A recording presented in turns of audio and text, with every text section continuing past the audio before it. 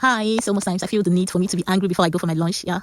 Oh, is this dinner time? I've forgotten. Although these are one of my old videos. So this should be night. Yeah, it should be night.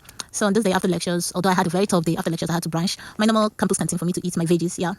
My well-known veggies. And this is almost winter time because the winter jacket I'm putting on is a little bit light, not that thick. It should be early, yeah, early winter period, not just mid or late. So I just had to munch my food. And on this day, we are kind of contemplating in class because there is this cultural activity. I'm the only black girl. Let's just say I'm the only African girl in my class. And to top it up, I'm the first African girl in my school, yeah, kind of school of humanities. Yeah, I'm the first African to be accepted into that school. So it was just like any other day, and I felt one. I think the activity should be a cultural activity that we kind of portray or depict how your country and China relationship started, whether it's bilateral trade or kind of something. There's something they call sinologies. Yeah, sinologies. It's just the study of Western. The Western kind of orchestrated this name to study China. In a way, kind of, I would say that's a diplomatic method of understanding China, studying China. And for we Africans, majority Nigeria, let's just say the whole of Africans, we are not just studying China in a diplomatic way. We are just studying China or Chinese nets to develop our own countries, not just like the Western countries, Canada. Their major reason for studying China or developing China studies is just to do what?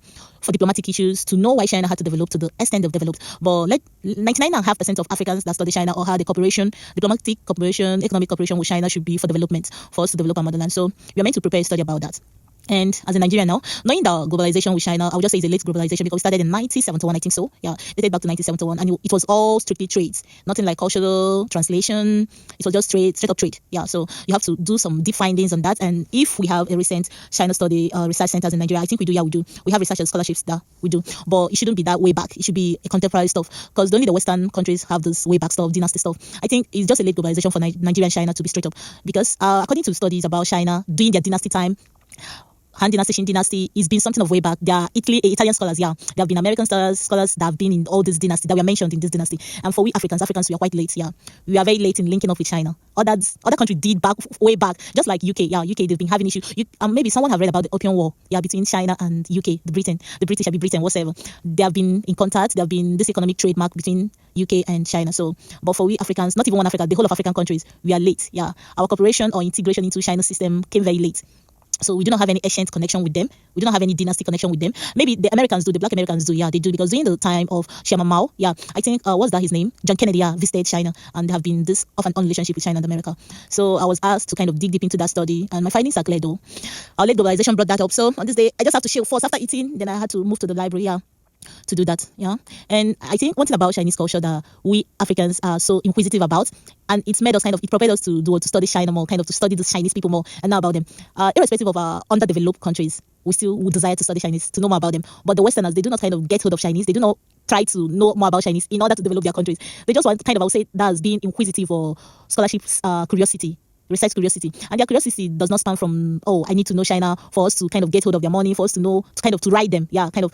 But we Africans, we only do that, not even curiosity. We do that in the sense that we need the development they have back then in our country. But the Westerners, they're well developed. Let's just say they lack nothing to them. Maybe they lack nothing when it comes to development. So they just want to know about China, most especially now that China did their political method of communism. Yeah, Communist Party. I think, I don't know, but I've been having to start that maybe Nigeria should adopt to that communist way or method of governing. Yeah, it suits Nigeria. At least through that method, you can eradicate this our politicians that embezzle money. I don't know, but this is my thought though. It will favor Nigeria much if we can switch from our democracy to communist way of ruling. It will favor Nigeria as a whole. It will favor. And I think this communist way of ruling brought about major developments in China. Yeah, it helped China development. In the sense that once you steal money, you embezzle funds, kind of, you try to take power into your hands without considering the public or whatever, you are going to be eradicated. You're going to be kind of, that's, you will be hanged or you will face public decision. And I think this method helped China and is quite applicable. If Nigeria as a country will adopt to that, irrespective of our colonizers, we cannot still keep on paralleling with our colonizers. The method of democracy doesn't work for Nigeria. It doesn't work. I think since it doesn't work and it's still not working, it never worked. Why don't we switch over to adopting to this communist way of ruling? I don't know. Although I'm not trying to be political while eating, I'm trying to kind of gather facts. Since I was asked to kind of dig into cultural translation, apart from the economic and diplomatic ties, cooperation with China and Nigeria, I had to kind of parallel into knowing more things, other things that kind of highlighted China globalization to the top. You can see, to me, I think China is just number one. When we talk about globally, economic-wise, their development is top-notch. There are some videos that I haven't even tried to drop. I made a whole lot of videos, how they wash their streets, yeah, the cleanliness of their streets. Although sometimes people say, oh, Chinese people, they spat a lot, kind of spitting out saliva. And I think that's as a result of their consistent smoking. They smoke a lot, but not everyone. Some people smoke. And that might be something that they adapted to because of their weather. Most especially if someone is in Beijing, yeah, Beijing is quite cold, and they do not have any other thing to do, not to smoke it away. But I don't know about someone is always hot, but you can still see some people smoking. My battery is about to go down, so I had to switch on to my power bank. So, as I was saying, It was a tough day though, and you know as it goes. Here in Shanghai, I haven't kind of seen a whole lot of Nigerians though, because Shanghai is strictly on business, although not just that business in the sense of Guangzhou side. Yeah, Shanghai businesses is about infrastructure, state-owned company, and that's straight up state-owned company. I think that's the reason why. But Guangzhou is more of sales, the actual kind of corporation, and Shanghai is just more of foreign companies. Like I think I see a company that is owned by Elon Musk, here in Shanghai. But Guangzhou is just about trade, clothing, minor companies, buying and selling. That's independent one. But Shanghai is all about companies, structured companies, state-owned companies, and foreign companies. So I think this is the difference between Shanghai and Guangzhou, and also the air is somehow it's not just a fresh up air compared to Shanghai, compared to Beijing. I mean, the air here is somehow toxic, if I'm to say, not just that clear up. It's not clean. I think that's stemmed from the production companies that we have here in Shanghai. I have a whole lot of things to do today though. I have a lot of things to do: researching, submission, countering, and kind of findings too. But I do not know why the black community, Africans, had this cooperation or connection with China had to be late. It's quite late. It's quite late. Or should I say that it was at the same time the Britain, we are kind of connecting with Nigeria. They're also trying to connect with China, because our connection with China stemmed from 1971. And that connection with China 1971 was not that a very huge one though. It just stemmed from few connection, not a global connection or a nationwide connection. It was just individual, independent people connecting, traveling, that kind of a thing. But our fully connection with China as a global term comes with I think that's Red and Silk Road, this thing, organization, a bit introduction. That was 2013, I think so. 2013, the infrastructure creation between China and Nigeria. I've forgotten about that though. So I'm always puzzled why our connection with China came very late, according to studies. And I think at the same time it has to do with China being so closed up. I think during those eras, China is quite closed up. It was closed up, that they do not go outside much. They were not that open travelers. They were almost pinpoint or kind of bent on developing themselves. But at the same time, I'm so scared. How their development came so quick. And we, Nigeria, we are still backward, and we are quite backward. I don't know how to redeem our backwardness. I sincerely don't know how we can redeem our backwardness. At least we need to redeem it. And not even only Nigeria, many African nations, we are quite backward. And to me, it seems is irredeemable too. I'm so sorry to say that. I'm saying a lot. It's just kind of to make me finish up this video. I'm always prone to eating my brown rice. I do not know the day I'll feel safe or kind of more accessible to white rice, although I pick up some white rice sometimes. But once I'm in this canteen, I choose to eat their soup or these are veggies, soup or veggies. These are the only two things I go for whenever I'm in this canteen. You can see the TV I told you guys about.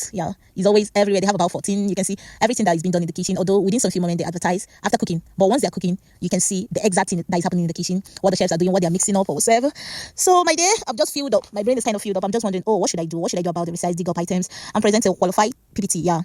For the study, because in China it's not just about your researching. You have to prepare PPT for your work to demonstrate how your research has gone, that kind of a thing. So it's not just about writing, it's about proofing, kind of presenting what you've done so far. So that's what I'm into right now for the moment. And this food, why are you not kind of trying to finish up? I'm just like, and this day since I do not feel hungry, because on a normal day if I'm hungry, this video would just be like, it would just be like let's just say 1 minute plus if I'm sincerely hungry. But this day I wasn't hungry, so I'm just playing with my phone, browsing some items, saving, downloading PDFs for my work. I don't know how it feels, but I noticed that some schools here in China it's not that easy to assess the schools kind of acceptance. But some schools accept blacks so much. They accept foreigners, most especially Africans. Their hands are always open to accept Africans. But some school, let's just say first class universities here in China, they do not accept Africans that easy. It's not always easy. It's not accessible to Africans. Although I'm not trying to say something about stereotyping or kind of discrimination. No, not about that. But I do not know their reason though. Their first class universities is not easy, is not that accessible to Africans. That's one thing I know, because ever since I've been in this school, I haven't seen Nigerian within my own space. I haven't seen. I think lately I tried to look up, although we have a group chat for Africans are much there, just group chat for Africans that are in this school, but we are not up to 100, I think, including the past students, people that have graduated and left. We try to stay in communication with everyone in case there is this outrage or whatever, or any reason for us to come together or research work that you need assistance with. So that's how we do it here. You kind of stay in communication. I can remember the first time I came to China. I'm still on that group, kind of Igbos in China. I think that group chat is quite filled with a whole lot of people. Igbos in China, or more. You should be running in thousands. I joined that group. That was 2018. 2018. Igbos in China, including Guangzhou. Any place that you are, you just join the group. And that group has been running for more than 7 years or so. Even before I joined it, I think the group was kind of orchestrated by someone that has been to China for a very long time. So I'm done eating. I do not know why I have this African mentality of having something to shoot at the last sequence of my eating. I have to kind of pamper my egg, finish everything, then my egg comes last. I'm so sorry, but as an African lady, I have to stay put to that, because everyone loves to have something to chew at the last sequence of eating. Something chewable. So my dear, I just have to eat and kind of have my brain relax and to gather my research work. So Sometimes I eat in the school canteen, while sometimes I stay out of food. Kind of I cook my own food. But the only thing that triggers me to eat outside or make use of the school canteen is once the canteen serves a healthy meal, just like this. Yeah. Because I consider the time I use in kind of shredding this, cutting these veggies. I say, oh, let me just use the school canteen. I feel confident and comfortable using them. And I know their food is always top notch, kind of. So my normal shala, kind of, I told you guys many things about this. If not that I'm kind of in the campus canteen, I'll kind of lick this plate with my tongue. I'll wash it clean. But just because I need to maintain students abuse whatsoever, I have to kind of gauge up, not to portray that, underdeveloped country attitude here in the school canteen. So see you guys later. I'm so sorry that my video is quite long, just long for this first day, and definitely won't be long again. Next up on, I have to make another video though. I have to post so many videos about so many things. And I think this is noon, because how can I be there? People we are just kind of sitting, we are just passing by. I think this should be noon, and I came for this lunch earlier than expected. I'm always here few hours before 12 or few hours before 6. That's my normal deal. I always love to eat ahead of time, because once I come here earlier, my food gets plenty. Yeah, I can tell them, oh, this is so small, they can top it up. But if I'm here late, my food is going to be small. Sincerely, they'll be mising it, just like my samosa. They'll be considering, oh, this is a queue. Some people are still at the back and they have to serve them. So coming to canteen early here in China is a top notch. That's an idea I kind of paved out for myself, or I can say I orchestrated it for myself. Come early, eat big, and then go back. So when others are coming, they might be like, oh, struggling to have a large quantity of meal. Whereas I came early, I have whatever I need. They won't kind of find a way to tell me, oh, those veggies is not available again. We don't have carrot again. We don't have broccoli again. Please, can you take this just to maneuver? No. I just have to do it myself. So see you guys later. Bye bye.